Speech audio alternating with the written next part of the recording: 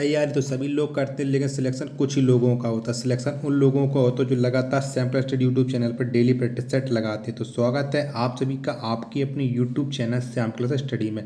आज की इस वीडियो में यूपीएससी एग्जाम में आने वाले जीके जीएस के 37 महत्वपूर्ण प्रश्न लेके आया हूँ, जो आने वाली यूपीएससी परीक्षा में आपके लिए रामबाण साबित होंगे। तो इस प्रैक्टिस सेट को आपको पूरा करना है। प्रैक्टिस सेट को पूरा करने के बाद आपको अपना स्कोर और अपने ज़िले का नाम कमेंट बॉक्स में कमेंट करके बताना कि आप हमारे प्रैक्टिस सेट को यूपी के किस ज़िले से लगा रहे हैं। वीडियो पसंद आए तो वीडियो को आप लाइक कर देना। चैनल को आपने सब्सक्राइब नहीं किया तो चैनल को जरूर सब्सक्राइब कर लिया। प्रैक्टिस सेट को पूरा करने के बाद इसे आप अपने सभी छोटे भाइयों बहनों के पास जरूर शेयर कर दीजिएगा, जिससे वो भी लोग उस प्रैक्टिस सेट को लगाएं और उन लोगों को भी अपनी तैयारी का पता लग जाए। आपको ईमानदारी से प्रैक्टिस सेट को लगाना, अगर आप ईमानदारी से मेहनत कर लेते हैं तो निश्चित ही आपको सफलता जरूर मिलेगी।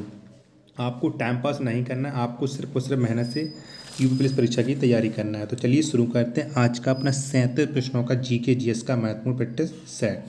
तो क्वेश्चन है आपके सामने कि भारत ने ओलंपिक खेलों में अपना प्रथम स्वर्ण पदक किस वर्ष जीता था। तो किस वर्ष जीता था भारत ने ओलंपिक खेलों में अपना प्रथम स्वर्ण पदक? तो जीता था 1928 में। कब? 1928 में। ऑप्शन नंबर सी इसका राइट आंसर हो जाएगा। नेक्स्ट क्वेश्चन है आपके सामने कि स्वर्ण मंदिर का संबंध किस धर्म से है। तो किस धर्म से है स्वर्ण मंदिर का संबंध? तो इसका संबंध है सिख धर्म से। किससे? सिख धर्म से। ऑप्शन नंबर डी इसका राइट आंसर हो जाएगा। अगला प्रश्न है आपके सामने गुजरात राज्य की राजधानी कहाँ है। तो गुजरात की राजधानी कहाँ पर है? तो गुजरात की राजधानी आप जानते हैं किसकी राजधानी है? गांधीनगर। कहाँ है? गांधीनगर। ऑप्शन नंबर बी इसका राइट आंसर हो जाएगा।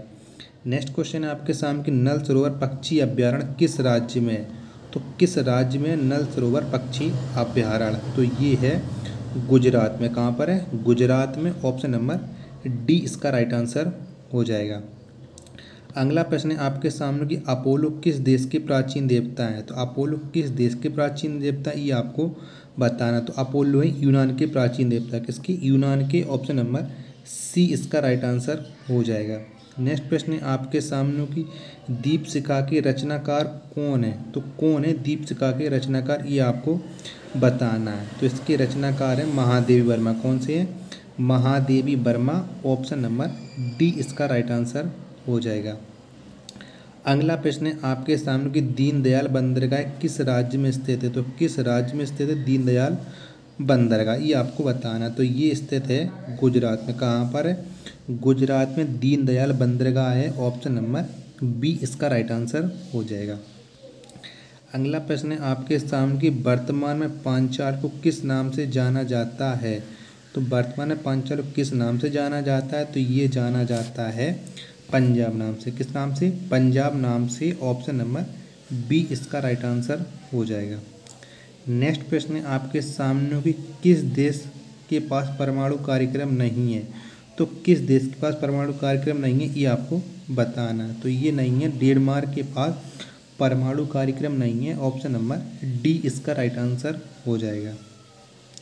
नेक्स्ट प्रश्न है आपके सामने कि Harry Potter and the goblet of fire के लेखक कौन है। तो कौन है Harry Potter and the goblet of fire पुस्तक के लेखक? तो इसके लेखक हैं जेके रॉलिंग। कौन है?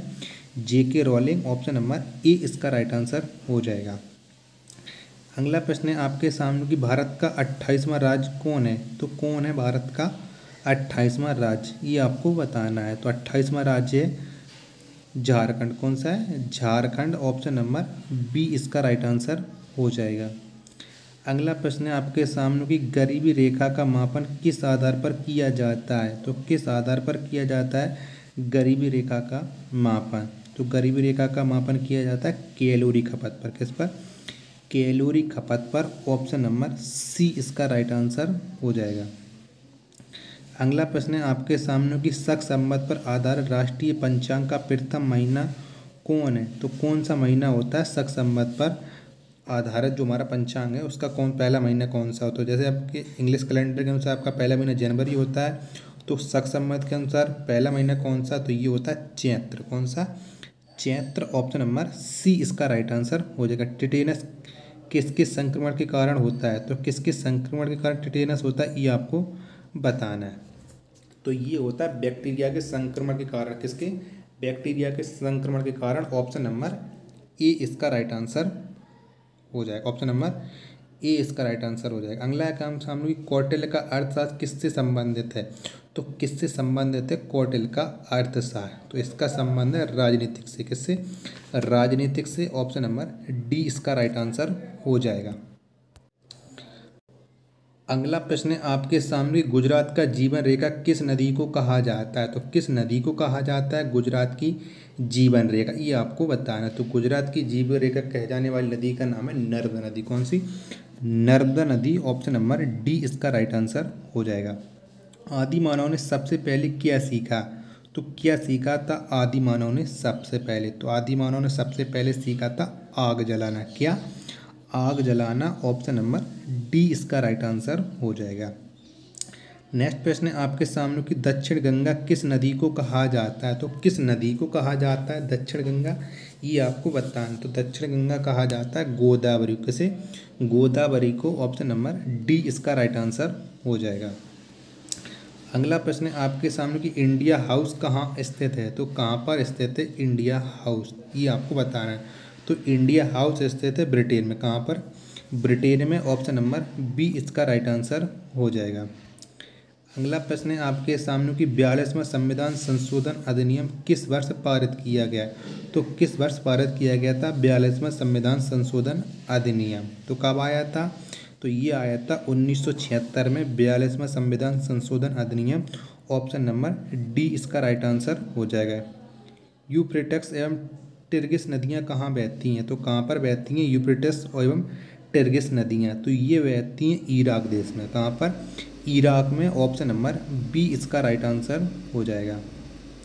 अगला प्रश्न है आपके सामने कि निम्नलिखित में से कौन एक कार्यरत व्यक्ति संसद के सदस्य नहीं होते हुए भी संसद की कार्रवाई में भाग ले सकता है? तो कौन भाग ले सकता है संसद की कार्रवाई में?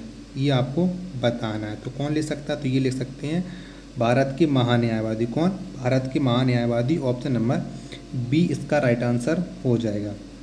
नेक्स्ट क्वेश्चन है आपके सामने कि भारतीय संविधान की प्रस्तावना में पंथ निरपेक्ष, समाजवादी एवं अखंडता शब्द किस संविधान संशोधन के द्वारा जोड़ा गया है? तो किस संविधान संशोधन के द्वारा जोड़ा गया है पंथ निरपेक्ष, समाजवादी एवं अखंडता शब्द? तो ये जोड़े गए हैं 42वां संविधान संशोधन 1976। ऑप्शन नंबर डी इसका राइट आंसर हो जाएगा।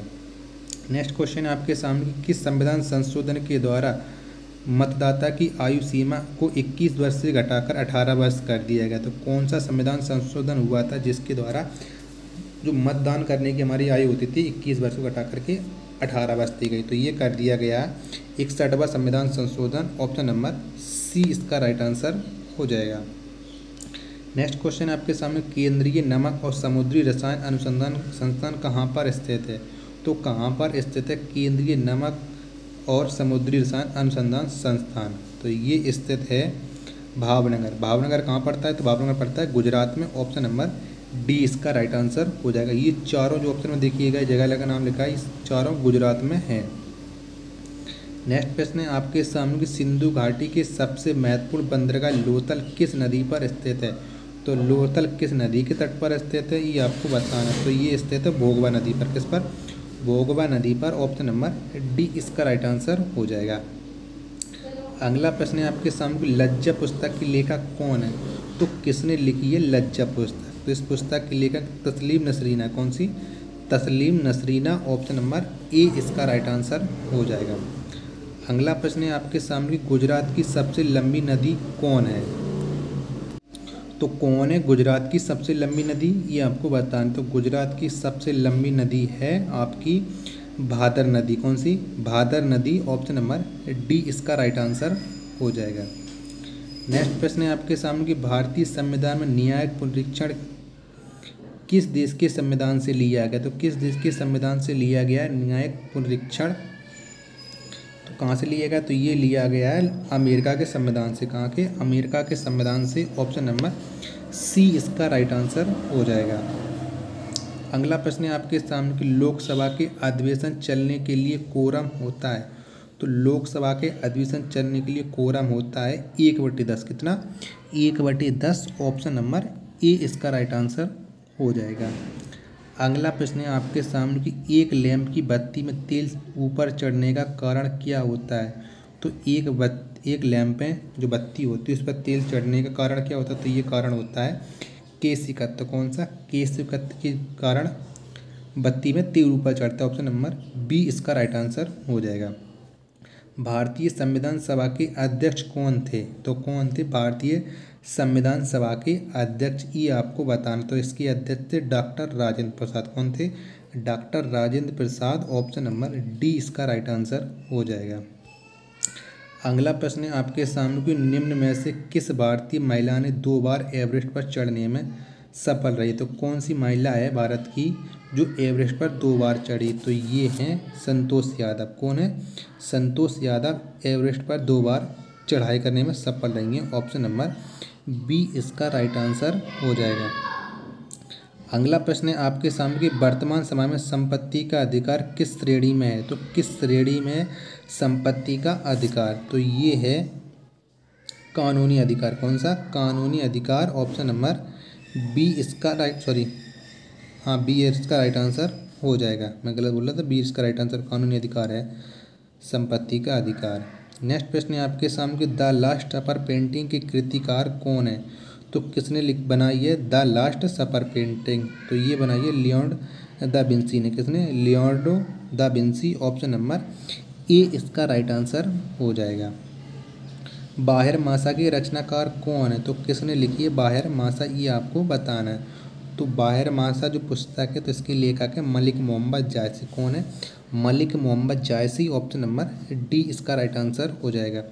राज्य सरकार के राजस्व का मूल स्रोत क्या है। तो क्या मूल स्रोत है राज्य सरकार के राजस्व का, ये आपको बताना है। तो इसका मूल स्रोत है बिक्री कर। क्या, बिक्री कर। ऑप्शन नंबर ए इसका राइट आंसर हो जाएगा। तो अब आप बताइए कि आपने हमारे आज के इस प्रैक्टिस सेट में कितने प्रश्न सही किए और आपको ये वीडियो कैसी लगी।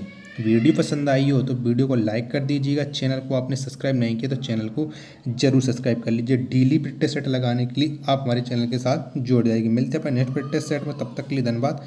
जय हिंद प्यारे साथियों।